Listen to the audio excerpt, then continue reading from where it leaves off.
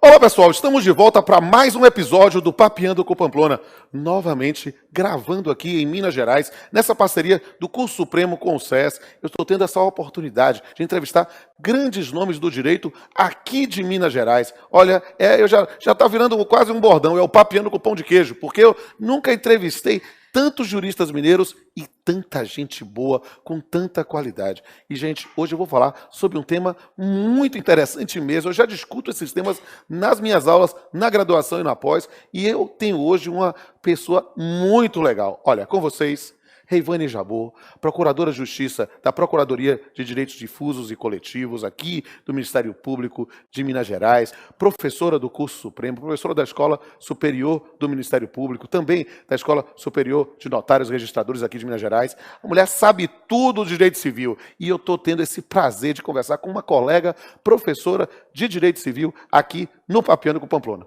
Professora Reivane, que prazer te receber no Papeando com Pamplona. Prazer imenso, uma honra muito grande para mim. Já te confessei outrora que eu sou sua fã de carteirinha. Estou extremamente lisonjeada com essa oportunidade de poder participar de um programa tão legal. Olha, eu digo aqui que é mais do que um prazer, é uma honra e um privilégio para mim te entrevistar e falar de um tema que é tão importante nas nossas aulas de direito civil, dentro dessa nova concepção da família, da nova concepção dos animais, que é o tema da família multiespécies. Então, vamos começar, vamos papear.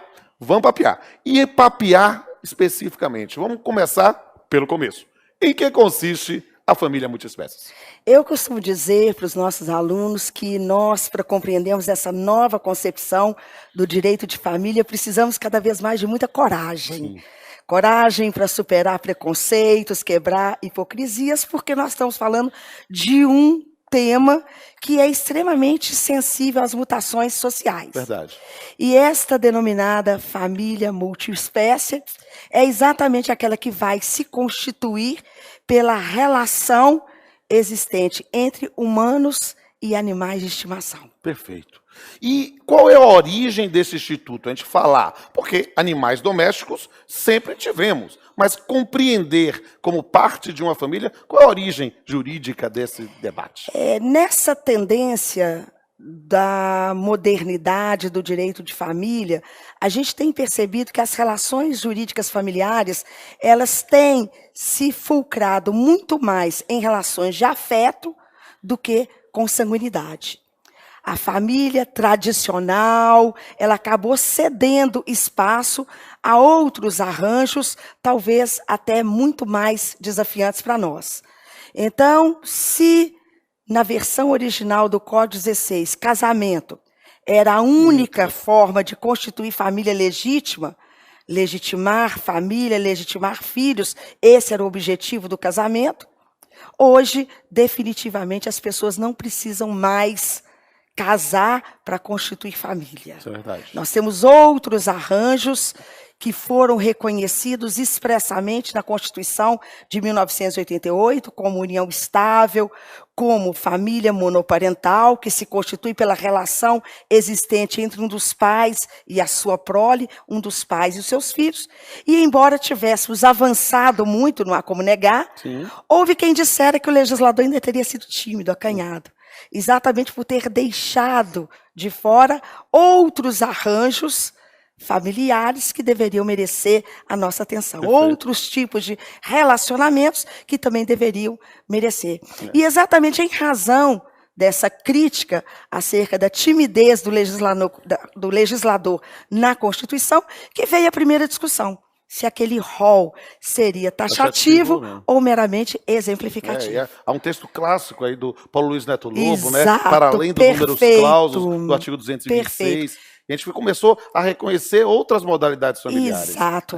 Na Tudo união começou afetiva, no poliamor e outros campos. E a família multiespécies. Exatamente. Então, quando se foi discutir se o rol seria taxativo ou não, foi preciso identificar o que seria uma relação jurídica familiar. Até para a gente concluir quem vai merecer nosso respeito, nossa proteção.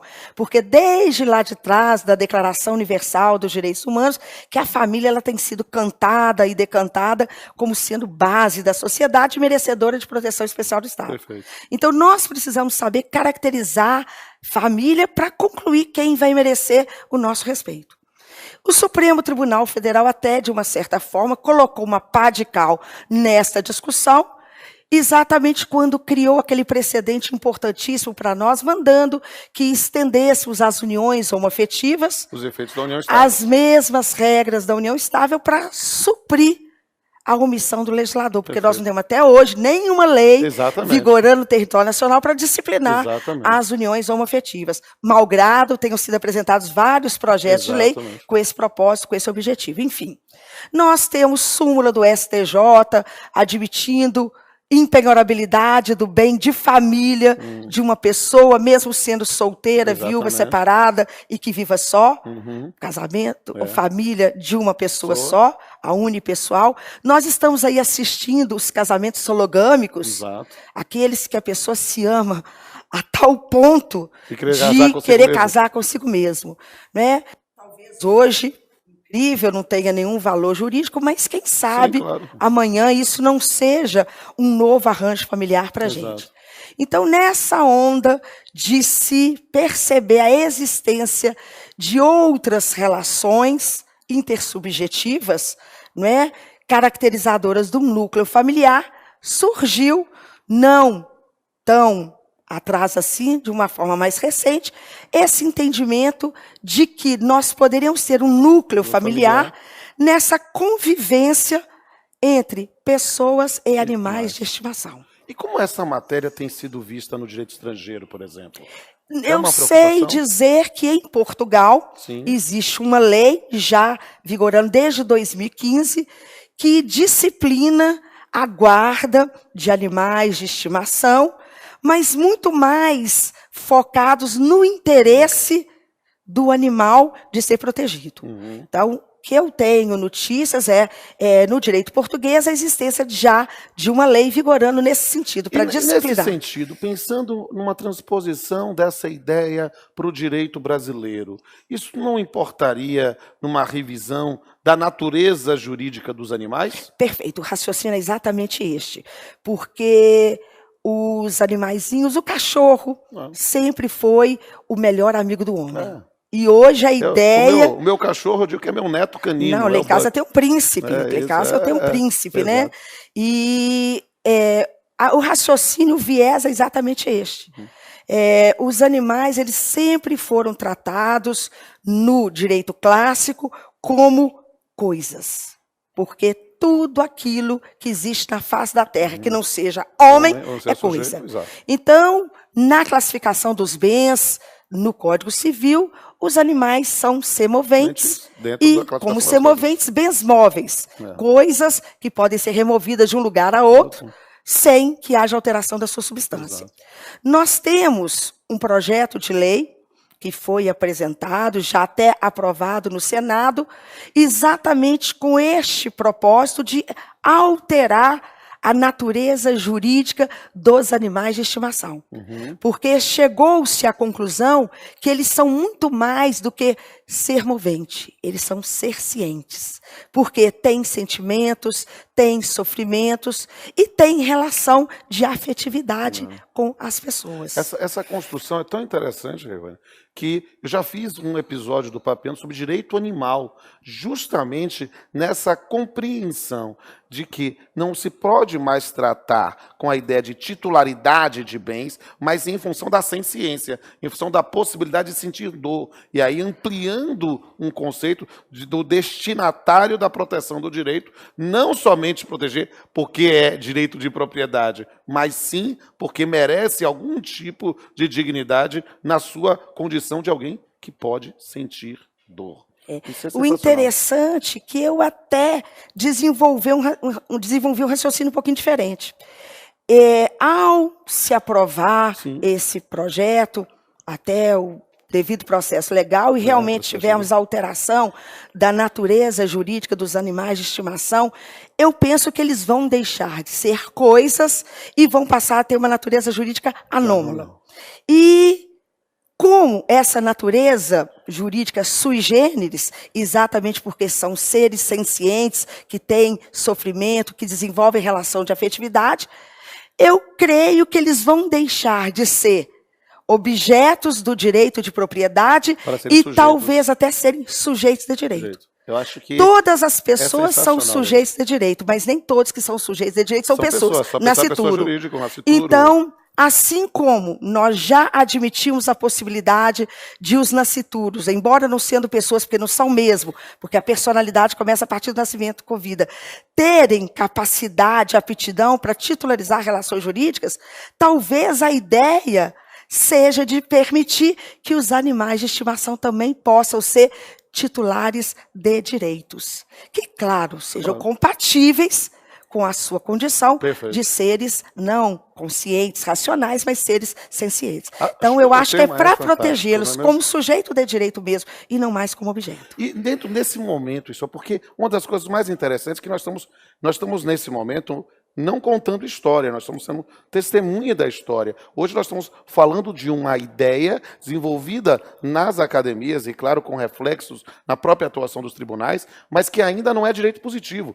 Mas pode ser direito positivo no momento em que você, meu amigo, ou você, minha amiga, está vendo esse programa. Por quê? Porque a vida progride, o processo legislativo corre, e note como essa questão é uma questão de vanguarda. E por isso que eu pergunto, para arrematar esse primeiro bloco, né, o que é que você recomendaria para quem nos está vendo? Né, uma das coisas mais interessantes do Papeando, a gente não sabe, às vezes, o alcance disso aqui. Né? Quando eu comecei, eu pensei que era quase uma brincadeira, de repente a gente coloca no YouTube e a gente tem 50 mil visualizações, é algo que faz com que alcance pessoas que a gente nunca imagina. O que você recomenda para aquele nosso amigo, aquela nossa amiga que está lá, do outro lado da tela, e gostaria de aprofundar, talvez, os estudos sobre a família multiespécies? Seguramente não serão nos livros clássicos que as pessoas interessadas vão conseguir encontrar o tema. Verdade. Né? Eu andei pesquisando muito sobre o assunto e verifiquei que a maioria dos artigos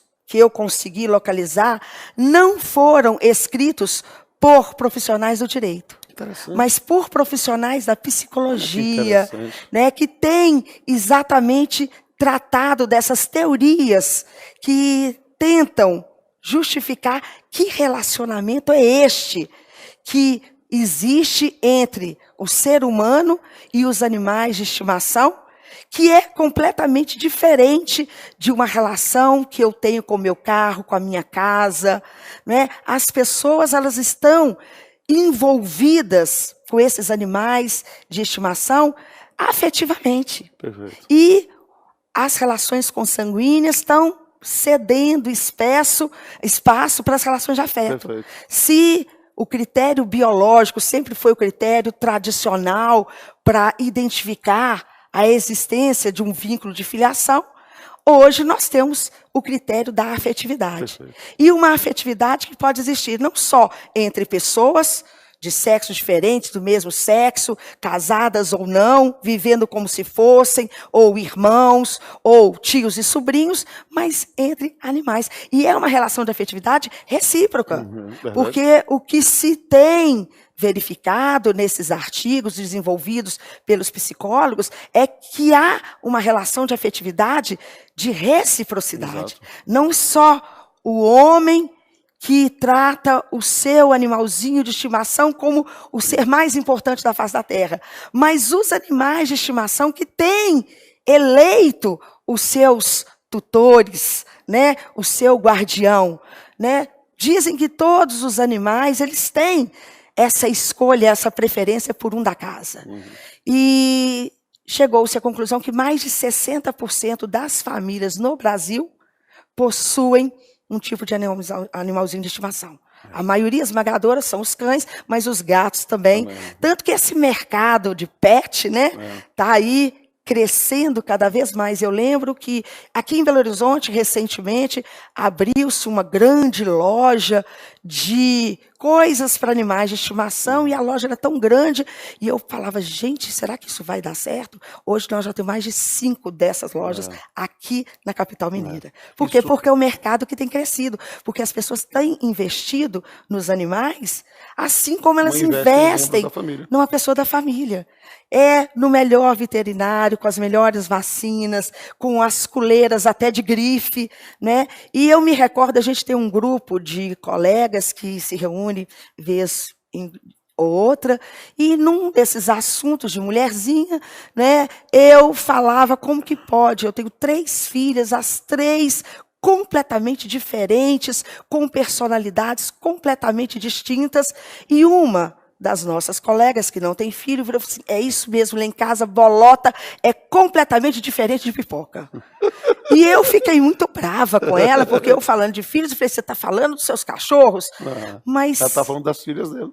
Para ela, ela tem filhos de 4 patas. Né? Então é uma realidade que a gente não tem como negar. É um caminho sem volta. E é um caminho que não sabemos como caminhar, porque o caminho se faz caminhando.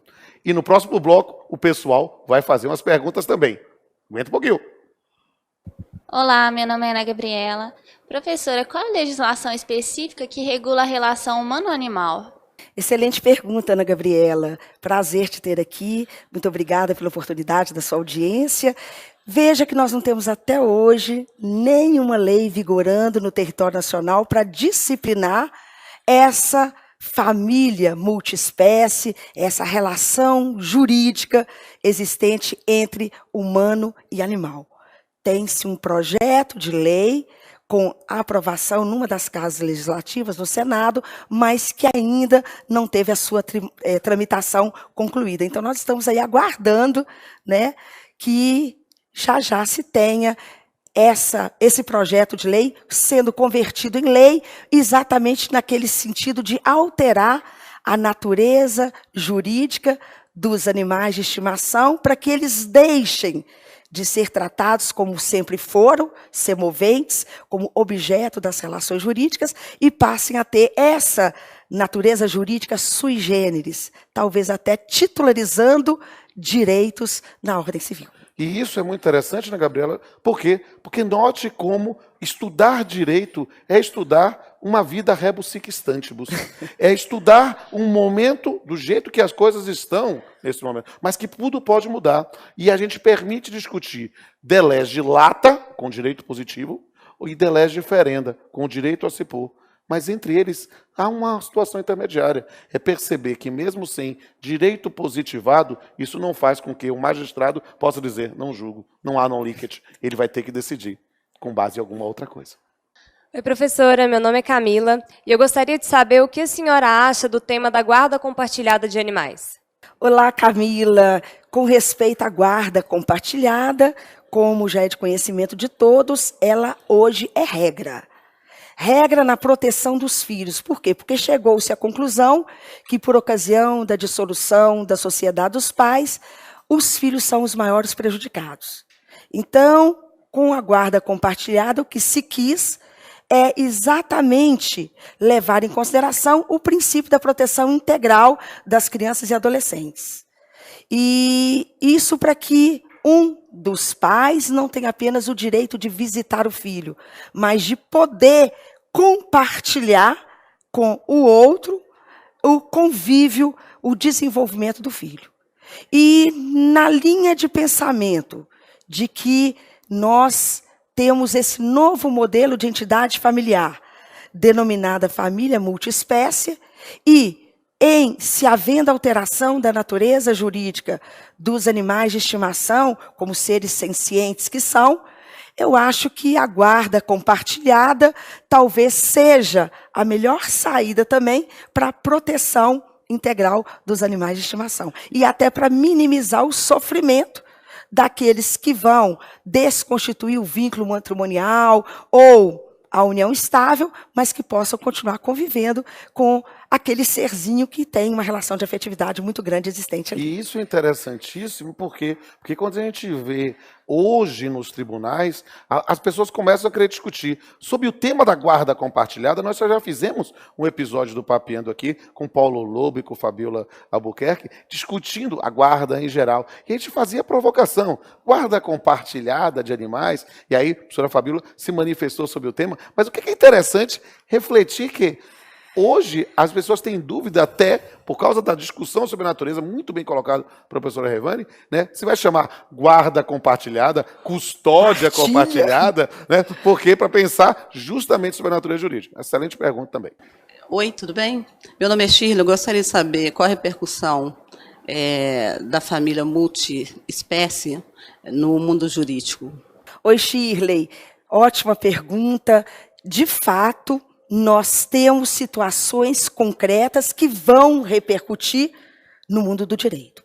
A partir do momento que a gente aceitar, admitir as famílias multiespécies como entidades familiares, emprestando juridicidade a elas, a proteção vem a reboque. Isso vai trazer repercussão, por exemplo, por ocasião da dissolução do casamento na união estável. Nós não vamos falar de partilha, como partilhamos geladeira, carro e imóveis. Não, nós vamos talvez começar a falar em guarda. Quem sabe até admitir que o não guardião seja compelido a pagar alimentos ao outro para prover a subsistência, a manutenção daquele cãozinho de estimação. Competência para dirimir conflitos, vara de família. Direitos e deveres regidos pelo direito de família. Ou seja, a gente vai sair do campo patrimonial, puramente obrigacional, e conduzir todo o assunto, todo o tema para as varas de família, onde se discute as relações familiares. Excelente pergunta, Shirley. Olá, meu nome é Viviane. Eu gostaria de saber da professora Rivane como os tribunais têm entendido a questão da família multiespécie. Viviane, como eu já respondi a uma pergunta anterior, nós não temos até hoje nenhuma lei vigorando no nosso território nacional para disciplinar a relação humano-animal como entidade familiar. Temos projeto de lei. Mas o julgador não pode se eximir da função de julgar ao pretexto de que não existe uma lei em abstrato para ser aplicada ao caso concreto. Todas as vezes que há essa lacuna, esse vácuo legislativo, cabe ao juiz se virar. E nós temos formas de se virar, promovendo integração das normas através da analogia. Vejam o que é analogia. Aplicar uma situação não prevista em lei, regras que estão previstas para reger situação semelhante. Você me perguntou como que os tribunais têm entendido acerca da família multiespécie. Nós não temos uma lei em abstrato para disciplinar essa relação que de fato, que concretamente, que inegavelmente existe entre seres humanos e animais. E os nossos julgadores têm se virado através da analogia, porque eles têm aplicado a essas entidades familiares as mesmas regras que regem a proteção aos filhos. Então, a primeira decisão que se tem notícia no país foi proferida pelo Tribunal de Justiça do Rio de Janeiro, num caso envolvendo uma dissolução de união estável. Vejam que os companheiros estavam acordes na partilha dos bens, na ruptura daquela convivência de fato, mas o único ponto que pegou foi exatamente quem ficaria com o cachorrinho de estimação. E o juiz de piso deferiu a guarda para a companheira, com o fundamento de que todas as provas que haviam sido carreadas nos autos demonstravam que ela que tinha comprado e ela que custeava todas as despesas de veterinário com aquele animal. Então, deferiu-se a guarda, mas, na verdade, não como guarda, como propriedade. O companheiro, inconformado, apelou. Só por quê? Porque ele queria ficar com a guarda. E o Tribunal de Justiça do Rio de Janeiro deferiu de forma inédita a guarda compartilhada. E essa decisão foi corroborada pelo STJ. Depois desse julgado, já tivemos casos em São Paulo também. Aqui em Minas eu não tive nenhuma notícia, até porque a nossa justiça mineira é mais tradicional, embora em alguns aspectos de união homoafetiva, de paternidade socioafetiva, ela tivesse sido extremamente vanguardista, mas aqui em Minas Gerais eu não tenho conhecimento de nenhuma decisão. Tenho conhecimento destas decisões proferidas pela Justiça do Rio de São Paulo, decisão, inclusive, constando de informativo do STJ, no sentido de se deferir guarda e, sendo possível, guarda compartilhada em simetria àquelas decisões que são proferidas para a proteção dos filhos. Olá, meu nome é Carol. E eu gostaria de saber da doutora Reivane como é que ficam as questões de restrição dos animais domésticos nos condomínios, né, com esse reconhecimento das famílias multiespécies. Carol, perfeita a sua pergunta, porque ela vai me permitir exatamente concluir o que é essa compreensão de relação humano-animal como entidade familiar vai repercutir nas outras searas. Nós precisamos de nos adaptarmos, porque as relações familiares são muito sensíveis para as mutações sociais. Se eu defendo a existência de um novo modelo de família composta por pessoas humanas e animais de estimação, exatamente por reconhecer um eudemonismo, uma busca pela felicidade, uma relação de afeto, isso vai, sim, interferir naquelas restrições existentes em alguns condomínios, que proíbem a permanência de animais. Né? Já se tem até entendimentos no sentido de que essa proibição não é possível. Mas, agora, com muito mais razão, nós não poderemos permiti-la mais. Não haverá como se proibir que eu ocupe a minha unidade autônoma sem poder trazer para ela um ser da minha família. Exatamente. Isso é inconcebível. A família é a base da sociedade e a recomendação é que o Estado proteja a família. Então, essa restrição viola comando constitucional de que as famílias sejam protegidas. E não é só a família tradicional constituída pelo casamento, não. Não é só a família constituída pela convivência pública, contínua, duradoura, união estável, heteroafetiva, homoafetiva, não. É qualquer arranjo familiar. Então, vejam o raciocínio. A família só se constituía por uma forma. Então, nós só protegíamos o casamento, porque todas as vezes que o legislador se referisse a uniões extramatrimoniais, era para punir. Depois veio a Constituição de 88, num único artigo, espancando anos e anos de preconceito. Nós já aceitamos, com tranquilidade, união estável. Avançamos mais para admitirmos as uniões homoafetivas. Já até aceitamos casamento entre pessoas do mesmo sexo.